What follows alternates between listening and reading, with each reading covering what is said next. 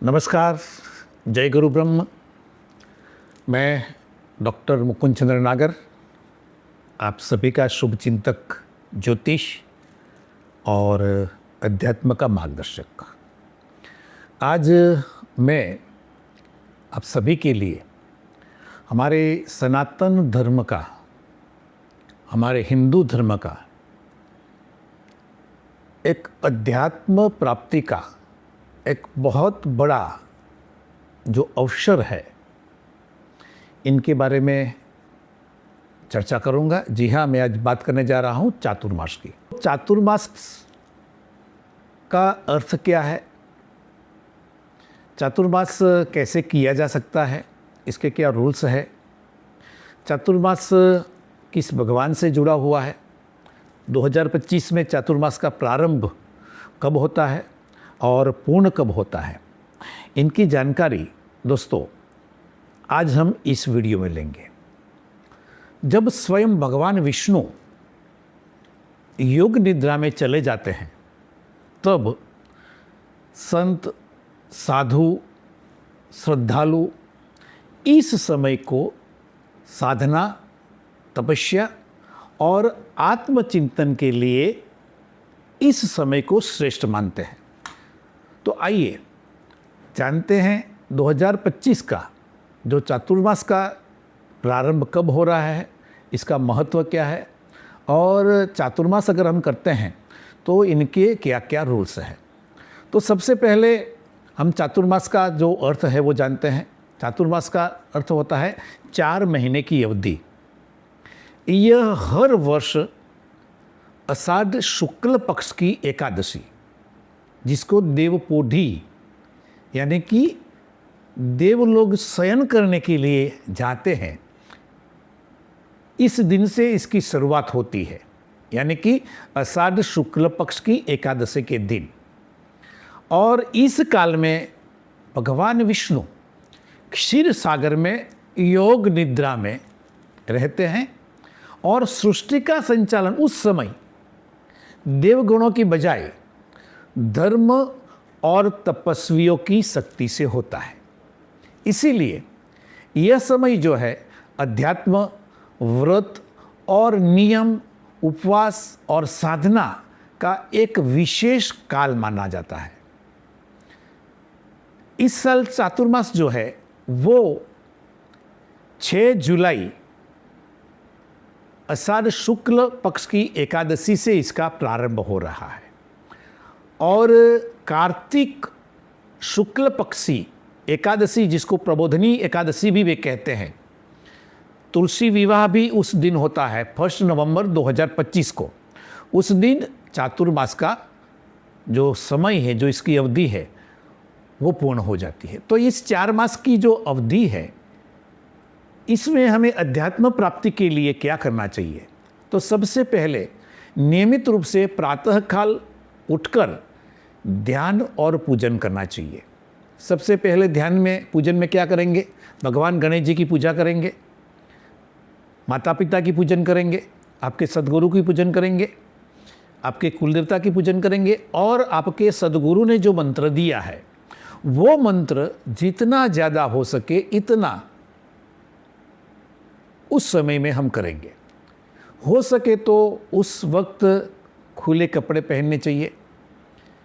Life में पवित्रता बनाइए रखिए। आपकी वाणी में भी पवित्रता होनी चाहिए, आपके भोजन में भी पवित्रता होनी चाहिए। सात्विक भोजन लेना है। हो सके तो एक ही स्थान पर रहना है, यात्रा नहीं करनी है। जैन धर्म में ये चातुर्मास के दरमियान जो जैन धर्म के साधु लोग होते हैं वो एक ही स्थान पर रहते हैं और एक ही स्थान पर रह करके वो अपने सद्गुरु ने जो इसको वचन दिया है, इसका पालन करते करते वो साधन, मेडिटेशन करते हैं।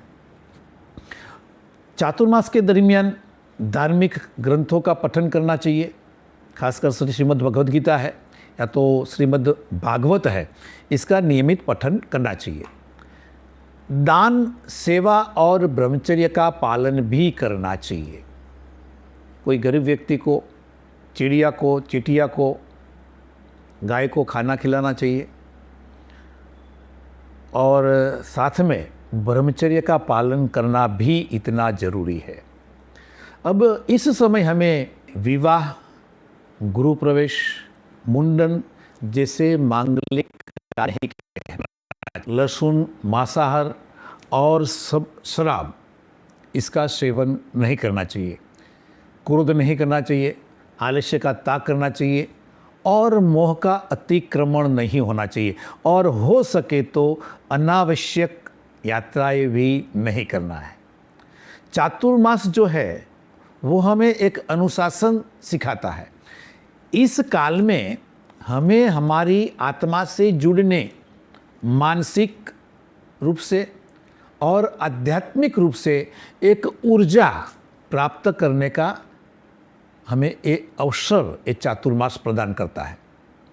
इस समय साधना करने से व्यक्ति के जो पूर्व जन्म के पाप होते हैं वो नष्ट होते हैं और मोक्ष की और वो अग्रसर होता है। मोक्ष का मतलब मरने के बाद स्वर्ग में जाना नहीं है। मोक्ष का मतलब ये है कि हमारे पास जो मोह माया है वो मोह माया के बंधन से मुक्त होना, इसका नाम ही मोक्ष है।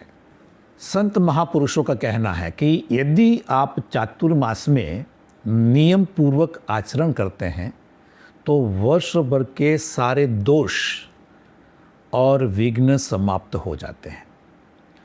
दोस्तों, ये चातुर्मास के दौरान हमारे प्राचीन काल से ही संत महात्मा एक ही स्थान पर व्रत पूर्वक निवास करते हैं और यह काल में श्रवण, मनन और निधि ध्यायासन करते हैं। यानी सभी प्रकार से आत्मसात करने के लिए ये समय में ब्रह्मचिंतन और तपस्या करते हैं। मैंने बताया कि ये समय जो है, आषाढ़ शुक्ल पक्ष की एकादशी जो है, उस दिन भगवान जो विष्णु है वो क्षीर सागर में योग निद्रा करते हैं।